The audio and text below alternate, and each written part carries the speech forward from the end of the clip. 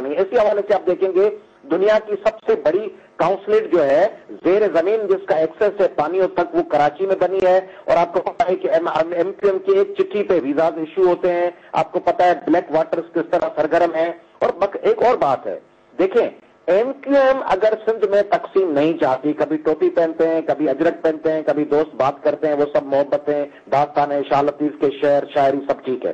اگر یہ بات اپنی جگہ ہے تو ایم کیو ایم کو صوبائی خود مختاری میں مزید اضافے کی بات کرنی چاہیے. ان کو کہنا چاہیے کہ صوبوں کو مزید اختیار دیں. سندھ 73% گیس پیدا کرتا ہے, پاکستان کی 69% پیٹرول پیدا کرتا ہے. سندھ کے پاس بلینز کا کوئلہ ہے, 2 بندرگاہیں. یہ اس سے زیادہ ہے کہ ہم سندھی اور اردو بولنے والے آپ اور ہم خوش و خرم اس سرزمین پہ اپنے اور اپنے آئندہ نسلوں کی زندگی گزاریں. پھر ٹکراؤ کی ضرورت کیا پڑی ہے ایم کیو ایم کو صوبائی خود مختاری کے خلاف, اور ایم کیو ایم کیوں اس پہ زور دیتی رہی ہے کہ حیدرآباد اپنی حیثیت میں برقرار نہ ہو, کراچی 5 اضلاع میں نہ ہو, ابراہیم حیدری, ملیر, لیاری. اور دوسری بات دیکھیں, ایم کیو ایم نے ہمارے اردو بولنے والے بھائیوں کو آخر اکیلا کرنا کیوں شروع کیا ہے؟ اردو بولنے والے بھائی کبھی حقیقی سے لڑوائے جائیں گے, کبھی پشتونوں سے لڑوائے جائیں گے, کبھی بلوچوں سے, کبھی پنجابیوں سے, کبھی سندھیوں سے. اردو بولنے والے ہمارے معاشرے کا ایک ایڈوانس حصہ تھے. وہاں پہ تعلیم کی این ای ڈی اور کراچی یونیورسٹی پڑھائی, آستے, علم و آگہی کے مرکز. ان کو کیوں اس آگ میں جھونک دیا گیا ہے کہ کراچی میں بسنے والی ہماری اردو بولنے والی بھی راہیں بچھا کے بیٹھتی ہیں کہ وہ رات کو حفاظت کے ساتھ گھر لوٹ کے آئے گا, ان کا خاوند آئے گا, یا جلی ہوئی لاش, بوری میں بند لاش, جلی ہوئی گاڑی آئے گی. آخر کراچی کے لوگوں کے ساتھ یہ حشر کیوں ہو رہا ہے, اور اس حشر سے ایم کیو ایم کو کیا فائدہ ہوگا؟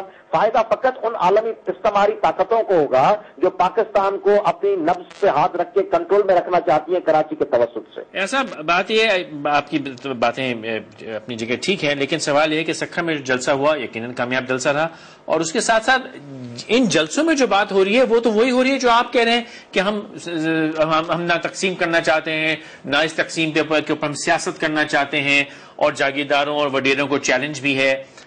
تو ان جلسوں کا مقصد پھر کیا ہے؟ فیصل صاحب, جہاں تک پہلے شروع کرتے ہیں جاگیرداروں سے. ایم کیو ایم ہمیشہ آپ کو دیکھنے میں آیا ہوگا کہ ایم کیو ایم ٹیلی ویژن ٹاک چینلز میں اسکرالز اور ٹکرز کی جو سیاست ہوتی ہے اس میں کہتی ہے جاگیرداروں کے خلاف ہے. پاکستان میں اور سندھ میں جاگیرداروں کا سب سے بڑا اتحادی کون رہا ہے؟ کون جام صادق علی کے جاگیردار حکمرانی میں شامل تھا؟ M Q M. ارباب رحیم کے ساتھ کون تھا؟ M Q M. مہر صاحب کے ساتھ کون تھی؟ M Q M. Muzaffar Ali Shah صاحب کے ساتھ کون تھی؟ M Q M. Qaim Ali Shah صاحب کے ساتھ اب کون ہے؟ M Q M. سندھ کے جتنے بڑے جاگیردار ہیں ان کے اقتدار میں برابر کی شریک ہمیشہ بات کرتی ہے جاگیرداروں کے خلاف, لوور مڈل کلاس کی, مگر شامل ہوتی ہے ایم کیو ایم ہمیشہ جاگیرداروں کے ساتھ. اس کی مثال اس وقت آپ کلفٹن کو کراس کریں, کلفٹن برج اور کراچی کے سمندر تک چلے جائیں, جتنے بڑے جاگیردار ہیں ان کے ساتھ پارٹنرشپ میں ایم کیو ایم کے M N S, M P S کی بڑے جو اسکائی رائز بلڈنگز بنی ہوئی ہیں, اربوں روپے کا کاروبار ہے. اب دوسری چیز پہ آ جائیں کہ جلسے جو ہیں ان میں بات کی جاتی ہے. فیصل صاحب, اگر کوئی شخص میری چھت پہ چڑھا ہوا ہو, اس کے ہاتھ میرے پھاوڑا ہو یا ٹیکم ہو, اور وہ ٹیکم سے چھت میری توڑ رہا ہو اور کہے جا رہا ہو ایاز صاحب کوئی فکر مت کریں, آپ کے گھر کو کوئی خدشہ نہیں ہے, گھر کو ٹوٹنے نہیں دیں گے, تو پھاوڑا اور ٹیکم لے کے ہمارے چھت پہ کیوں چڑھے ہوئے ہیں؟ تو اگر ایم کیو ایم کو پاکستان اور سندھ کو توڑنے سے کوئی انٹرسٹ نہیں ہے, ڈس انٹیگریشن سے کوئی انٹرسٹ نہیں ہے, تو کیا سندھ کے لوگوں کی خدمت کرنا زیادہ اولین کام تھا, یا اس وقت 20ویں امینڈمنٹ آ کے یہ بات کرنا کہ صوبائی اسمبلیوں سے اختیار چھین لیے جائیں؟ اور ایک دوسری بات, ایم کیو ایم کے سب سے بڑی زیادہ نمائندگی کہاں ہے؟ ایم کیو ایم کی لوگوں کے پاس سب سے زیادہ مینڈیٹ کہاں ہے؟ سندھ کی پروونشل اسمبلی میں, جہاں 25-30 ارکان سندھ اسمبلی میں ایم کیو ایم کے ہیں. ان سے اختیار لے کے, یعنی اپنے 30 ارکان اور 25-35 ارکان سے اختیار لے کے ایم کیو ایم اختیار وہاں قومی اسمبلی میں دینا چاہتی ہے جہاں ایم کیو ایم کے 8 یا 10 ایم این اے ہوں گے. تو کیا خود ایم کیو ایم کے مینڈیٹ کی توہین نہیں ہوگی جہاں سندھ کے لوگ اس کو چن کر مینڈیٹ دیں کراچی کے اردو بولنے والے کہ سندھ اسمبلی میں جا کے قانون سازی کریں, اور ایم کیو ایم ان اپنے قانون سازی کرنے والے لوگوں سے اختیار چھین کر پنجاب کے حوالے کر دے جہاں 50% سے زائد نمائندگی ایک صوبے کی ہے؟ اس بات کا مجھے مفہوم اور لاجک تو سمجھائیں. اچھا, آپ کا چلیے اختلاف ایم کیو ایم سے جم کے ہے, لیکن فضل الرحمان صاحب بھی جلسہ کر رہے ہیں, عمران خان صاحب بھی کراچی میں ہی جلسے کر رہے ہیں. ان کا مقصد بھی کیا کراچی میں کوئی گہرا ہے, یا وہ اپنی بس سیاست ہی کر رہے ہیں؟ دیکھیں فیصل صاحب, پاکستان کی شہرت ایم کیو ایم اور اے این پی اور فضل الرحمان صاحب سب جانتے ہیں کراچی ہے.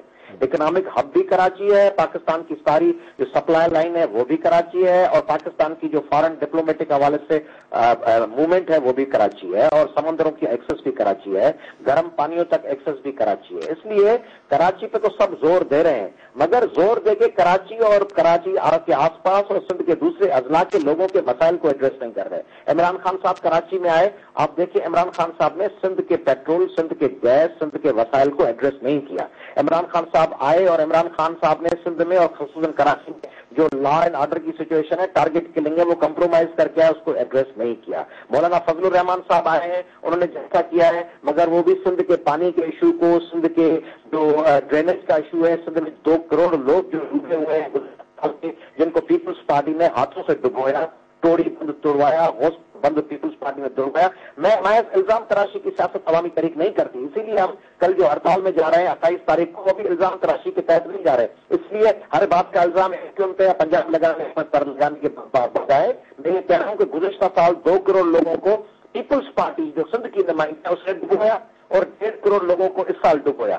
تو آج JUI کو یا تحریک انصاف کو یا MQM کو دوسرے مسائل کے ساتھ یہ بھی کہنا چاہیے تھا کہ جو 3.5 کروڑ لوگوں کو ڈبو چکی ہے پیپلز پارٹی، ان کو ری ہیبلیٹیٹ کرنے کے حوالے سے، ان کو روزگار دینے کے حوالے سے کوئی پالیسی بنتی، ان باتوں کو بھی ہمارے دوست ایڈریس نہیں کرتے اور وہ چھوڑ دیتے ہیں ان باتوں کو ویگ پولیٹیکل تقاریر میں۔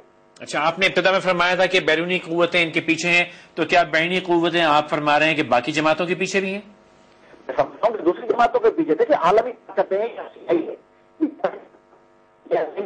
ان کو اگر آپ دیکھیں گے یا MS6 دیکھیں گے یا موساد دیکھیں گے، عالمی طاقتیں کبھی ایک گھوڑے پہ تکیہ نہیں کرتی، وہ اپنے 5-6 گھوڑے میدان میں اور ریس میں دوڑا دیتی ہیں، جو گھوڑا آخر میں ریس جیت جاتا ہے وہ ان کا لیڈر ہوتا ہے۔ اسی طرح PNA کی تحریک میں دیکھیں گے، ذوالفقار علی بھٹو صاحب پہ بھی ہاتھ دست شفقت تھا، ان کے سر پہ بھی ایک حد تک، پھر اصغر صاحب خان صاحب کی بھی سپورٹ ہو رہی تھی، مولانا مفتی محمود صاحب اور PNA کی تمام دوسری پارٹیز، غفور صاحب، ان کا بھی ساتھ دیا جا رہا تھا، اور آخر میں ان پہ جب کوئی بھروسہ نہیں رہا یا انہوں نے ڈیلیور نہیں کیا تو بیچ میں سے ضیاء الحق صاحب لا کے ان کو سپورٹ کر دیا۔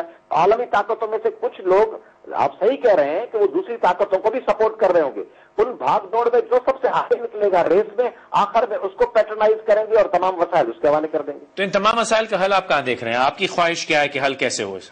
فیصل صاحب، میں سمجھتا ہوں کہ پہلی بات تو سندھی اور اردو بولنے والے بھائیوں کو ساتھ رہنا ہے، اس لیے آپس میں بڑی 10-15 سال پہلے آپ دیکھیں گے بڑے رشتے ہو رہے تھے، شادیاں ہو رہی تھی، قریب ایک تعلق بن رہا تھا، ایک دوسرے کے ساتھ محبت کا تعلق، اس کو ڈسٹرب کیا، اس کو دوبارہ ریسٹور کرنا ہے۔ اردو بولنے والے ہمارے بھائی ہیں، پشتو پنجابی سب ہمارے بھائی ہیں، سب کو ساتھ لے کے چلنا ہے۔ دوسری بات یہ ہے کہ 1940 کی قرارداد کے تحت صوبوں کو جو بنیادی اختیارات تھے وہ ملنے چاہیے، صوبوں کے پاس اختیارات ہونے چاہیے، مرکز کے پاس نہیں ہونے چاہیے، مرکز کے پاس صرف ڈیفنس اور کرنسی اور فارن افیئرز ہونے چاہیے، باقی تمام اختیارات بشمول ٹیکسز کی کلیکشن اور ٹیکسز کی اونرشپ وہ صوبوں کے پاس ہوں، اور فارن ڈکٹیشن لینا ہم بند کریں، اور زرداری صاحب، پیپلز پارٹی اور دوسری جو پارٹیاں ہیں جو فارن ڈکٹیشن پہ چلتی ہیں ان کا احتساب ہونا چاہیے، اسمبلیز کی مدت 4 سال ہونی چاہیے، کانسٹیٹوئنسیز چھوٹی ہونی چاہیے، کوئی یہ ایک معاملہ نہیں ہے کہ ایک سالن پکا دو یا ایک مرغی اور یا مچھلی پکا لو، یہ پورا ایک مینیو دینا ہوگا، اس مینیو پہ جب کام ہوگا، پوری ایک ڈائٹ پرسکرائب کرنی ہوگی، اس پہ جب عمل ہوگا تب پاکستان کے مسائل کا حل نکلے گا۔ صاحب بہت بہت شکریہ ہم سے بات کرنے کے لیے۔ یہ تھے عوامی تحریک کے چیئرمین نیاز لطیف فلیجا صاحب۔